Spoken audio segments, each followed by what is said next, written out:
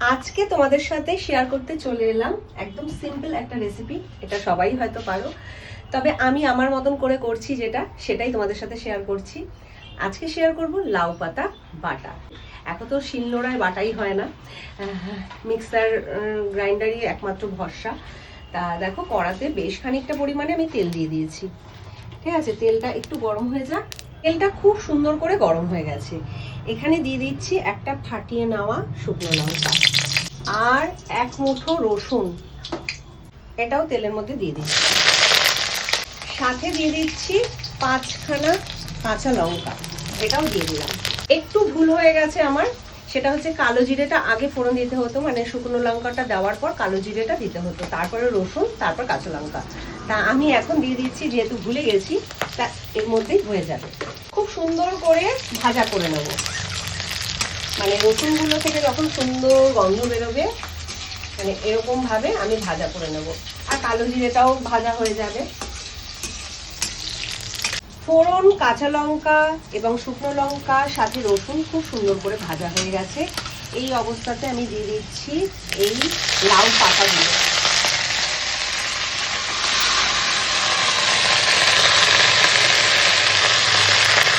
সাথে দিয়ে দিচ্ছি লবণ।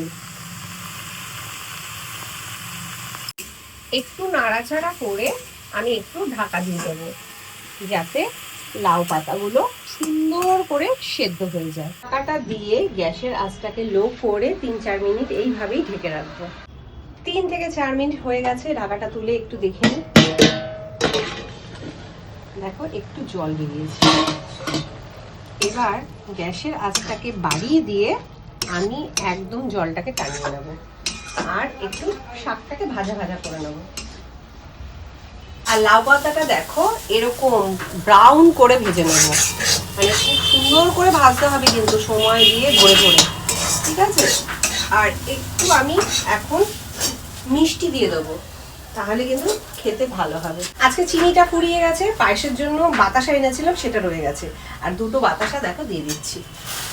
আর বাতাসাটাকে মানে মিশিয়ে একদম নরম করে নেবো। আর এতে গ্যাসের আঁচটাকে বাড়িয়ে আবারও একটু ভেজে নেবো। আর আজকে লাউ পাতাটা আমার শিলনোড়ায় বাটার ইচ্ছা হলো। আর শিলনোড়াটা দেখো ধুয়ে আমি এখানে উপরে তুলে নিয়েছি। তা মিক্সারের থেকেও শিলনোড়ায় যদি বাটাবুটি করা যায় না, খেতে খুব ভালো হয়। লাউ পাতাটা দেখো সুন্দর করে ভাজা হয়ে গেছে। কতটা লাউ পাতা কোনটুকুনি হয়ে গেল। ঠিক আছে, এবার আমি গ্যাসটাকে অফ করে দেবো। আর এখানে দেখো একটা মিডিয়াম সাইজের পেঁয়াজ নিয়ে নিয়েছি। এই পেঁয়াজটাকে প্রথমে আমি একটু শিলনোড়াতে বেটে নেবো। আর শিলনোড়াটা দেখো এখানে তুলে নিয়েছি, যাতে আমার অসুবিধা না হয়। আর আমি কিন্তু শিলনোড়া ব্যবহার করতেও জানি, ঠিক আছে? চলো বেটে নিই আগে। পেঁয়াজটাকে খুব সুন্দর করে বেটে নিয়েছি। এবার কড়া থেকে আমি লাউ পাতাগুলোকে নামিয়ে নেব।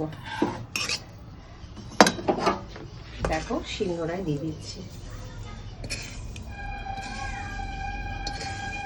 সুন্দর করে বেটে নেব। গন্ধটা যা বেরিয়েছে না, মানে অসম্ভব ভালো গন্ধ বেরিয়েছে। যারা এইভাবে শিলনোড়ায় তোমরা লাউ পাতা বেটে খেয়েছো, তারা তো তোমরা জানোই। আর যারা খাওনি এখনো, আমি বলবো একবার বানিয়ে খেয়ে দেখো। মানে এইভাবে এর মধ্যে না একটু বাদামও দেওয়া যায়, কিন্তু আজকে বাদামটা ছিল না বলে বাদামটা দিতে পারি। প্রায় হয়ে এসছে, আর একবার বাটলেই হয়ে যাবে। তা এই লাউ পাতা বাটা আর গরম ভাত, উফ বন্ধুরা কি যে ভালো লাগে, মানে এটা বলে বোঝানোর মতন নয়। মানে যারা খেয়েছে তারাই এর স্বাদ জানে, আর যারা খাওনি তারা এই স্বাদ পেতে একবার এই রেসিপিটা বাড়িতে বানিয়ে দেখো, অবশ্যই বানিয়ে দেখো। তবে আমার মনে হয় মোটামুটি সবাই এই লাউ পাতা বাটা খেয়েছে, কেউ বোধহয় বাকি নেই। যারা বিশেষ করে বাঙাল, ঠিক আছে, বাঙালরাই কিন্তু একটু বাটাবুটিটা বেশি পছন্দ করে বা বেশি করে। তা আমার তো এখনই জিভ থেকে জল বেরিয়ে যাচ্ছে। যাই হোক, বেশি কথা বলবো না, বাটার মধ্যে জল পড়ে যাবে। আর লাউ পাতাটা খুব সুন্দর করে দেখো বাটা হয়ে গেছে। তা যাই হোক, আজকে তোমাদের এই লাউ পাতার রেসিপিটা, মানে বাটার রেসিপিটা তোমাদের কেমন লাগলো অবশ্যই একটা কমেন্টের মাধ্যমে জানিয়ে যেও। আর কারা কারা বাড়িতে এইভাবে একবার ট্রাই করবে সেটাও কিন্তু আমাকে জানিও। আর ভালো লাগলে অবশ্যই কমেন্ট করে জানিও। তাহলে কতবার তোমাদের জানাতে বললাম। আজকের ভিডিওটা এই অবধি, দেখা হচ্ছে নতুন কোনো রেসিপির সাথে। টাটা।